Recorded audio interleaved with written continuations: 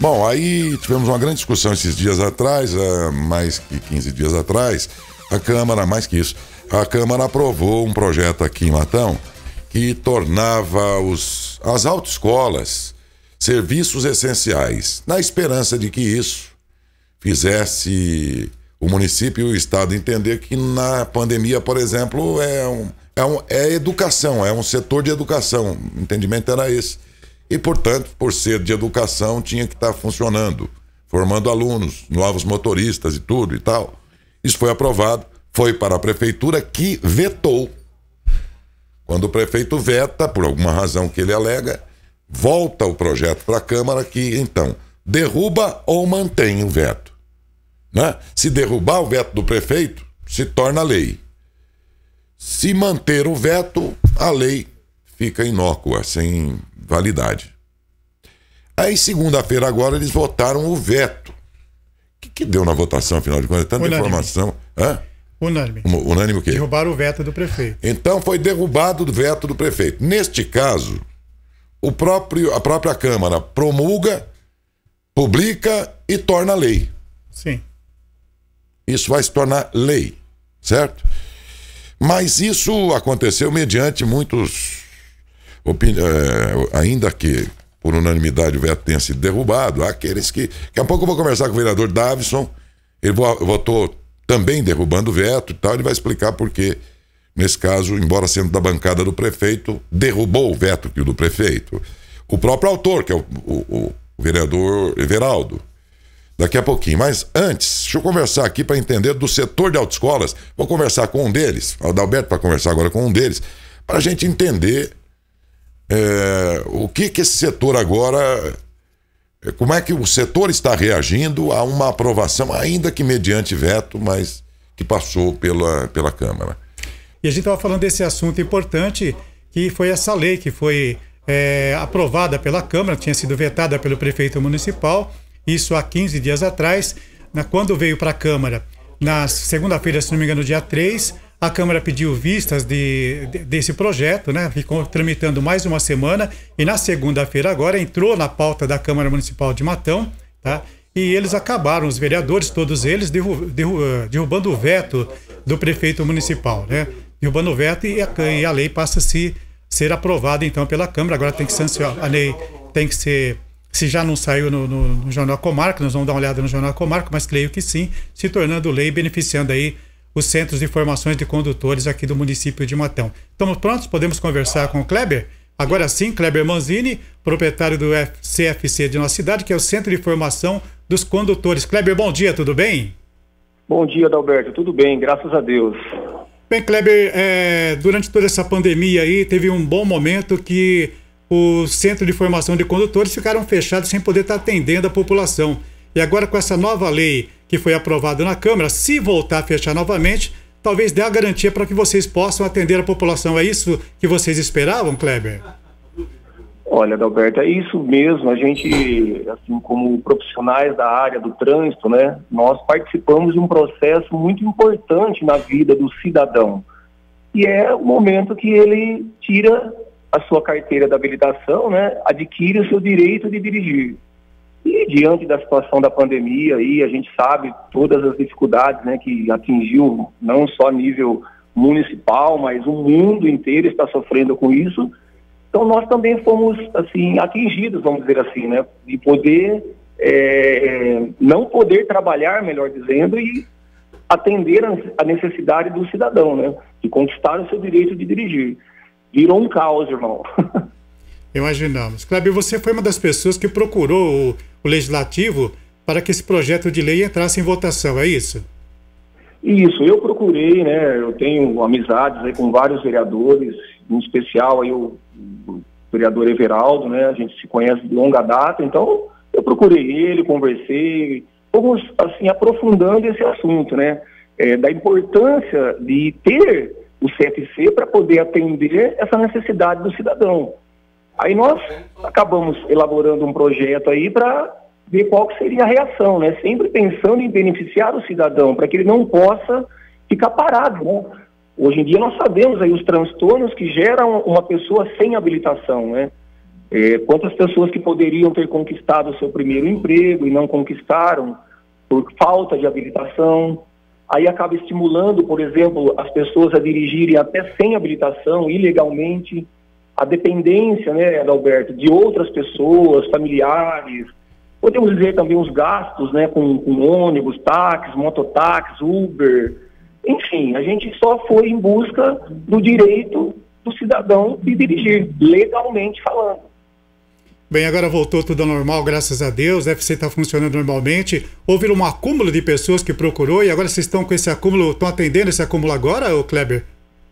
Então, veja bem, isso é um ponto importante, Adalberto, né? Pelo fato de nós não podermos atender a população, o cidadão, né, por ter que obedecer e respeitar o Plano São Paulo, você disse muito bem, né? Ficou uma demanda de alunos, a gente usa o termo assim, uma demanda represada, né? Isso. E agora que a gente está retomando as atividades, meu amigo, nós estamos com aluno desde o ano passado, novembro, dezembro, outubro, que agora vão retomar o seu processo de habilitação, entendeu? Mas tudo bem, né? Por um lado, o Detran, ele colocou assim o prazo do processo de habilitação por tempo indeterminado. Ou seja, o cidadão não será prejudicado em termos de perder, né, os seus exames que tinha feito, as aprovações que ele já tinha conquistado. Ele não perde o que ele já tinha conquistado. Porém, na minha opinião, né, não adianta colocar, por exemplo, prazo indeterminado e não deixar a gente trabalhar, entendeu? É isso que o cidadão muitas vezes não entende e a gente compreende e respeita demais o cidadão, né? A gente quer colaborar para que ele conquiste o mais rápido possível a sua habilitação. É o direito de dirigir, né? Só quem tem uma habilitação, Adalberto, com todo respeito aí a você, né, o pessoal da Saudade, da TBM, os profissionais da área aí, com certeza vocês precisam se locomover, né, para fazer uma matéria. Então, a gente sabe a importância de uma habilitação na vida de uma pessoa, né? Então, a gente vestiu essa bandeira aí, defendendo o mesmo cidadão, para que ele pudesse conquistar esse direito, né? Para poder fazer as suas coisas aí, legalmente falando, mais uma vez, com habilitação. Agora com essa demanda, Kleber, como você falou, aumentou muito a demanda, existe aí, por dia, existe uma quantidade de exames, de aulas que podem ser realizadas. Como é que funciona isso perante o Detran? Vai dar para atender essas pessoas com rapidez ou vai ter que seguir um cronograma?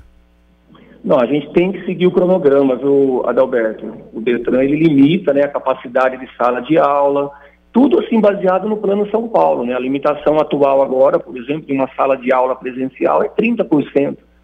Então, a gente tem que fazer de acordo com o que eles vão liberando para nós, entendeu?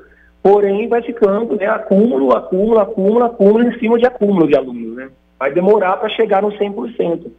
E o pessoal, infelizmente, alguns alunos entendem, compreendem, né, o momento difícil que nós estamos vivendo, e outros não entendem. Então essa é a nossa dificuldade, né? Procurar atender na medida do possível todos os cidadãos, mas sempre respeitando os limites aí colocados, né? Pelo Detran de São Paulo e pelo próprio governo de São Paulo. Mas é isso que gera o transtorno, né? Para o cidadão, entendeu? Por isso que, na minha opinião, não teria problema nenhum, né? Se o CFC estivesse desempenhando as suas funções sem ter parado. Bom, Kleber, vamos voltando a falar do projeto de lei, da lei que foi aprovada na Câmara. Essa lei foi reprovada, vamos dizer nessa palavra, nesse palavreado mais simples, reprovado pelo Executivo. E é claro que o Executivo, para poder reprovar uma lei, ele consultou o seu jurídico, por isso que veio reprovado pela Câmara, assim imaginamos, tá? Vocês temem dessa lei e de repente tiver aí uma posição contrária do Ministério Público? Olha, eu acredito assim, falar a verdade, eu não entendo muito bem essa parte, né, do Ministério Público, se ele pode agora, né, intervir, podemos dizer assim, mas o que a gente procurou, assim, um embasamento, Adalberto, né, para fazer uma coisa diante da lei que está escrita, né? O artigo 30 da Constituição Federal, por exemplo, diz que compete ao município sanar uma deficiência local, uma necessidade local, e complementando, por exemplo, alguma lei federal ou estadual. E o que nós elaboramos, juntamente com o Everaldo, os vereadores aí, procurar atender isso que já está na Constituição, entendeu? Se surge uma necessidade local, no caso, né, a importância de se tirar uma habilitação, não deixar o processo parado, foi feito esse projeto e foi aprovado. Agora nós não sabemos ainda, né, o que vai acontecer daqui para frente, né? Se o Ministério Público vai intervir ou não, se vai ficar como está, entendeu? O nosso real desejo, o verdadeiro desejo é simplesmente não deixar o cidadão ser prejudicado por não poder dirigir legalmente, né, Adalberto?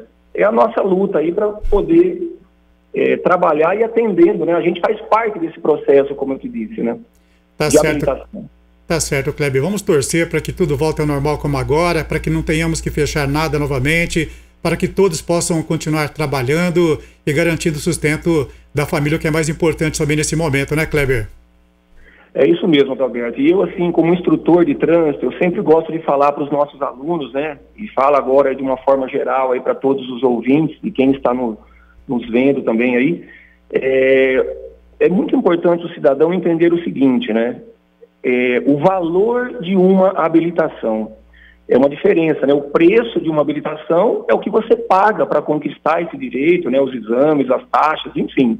Mas agora eu estou falando do valor de uma habilitação. O cidadão que está tirando a sua habilitação agora, ele sabe o momento que ele está passando, a paciência que ele vai ter para concluir o processo. Mas eu queria dizer para todos que esse momento solene vai chegar. O dia que nós vamos entregar a habilitação para você em suas mãos, então que você possa dar valor a esse documento, né?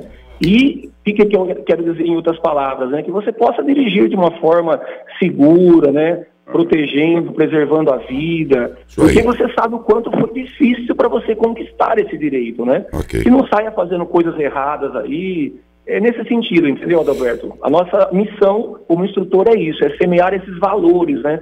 No coração do cidadão aí, e que possa dar frutos mais para frente. É verdade. Muito obrigado, viu, Kleber? Aquele abraço, obrigado pela gentileza e atenção aí, tá bom? Obrigado, Daí. Obrigado a você também.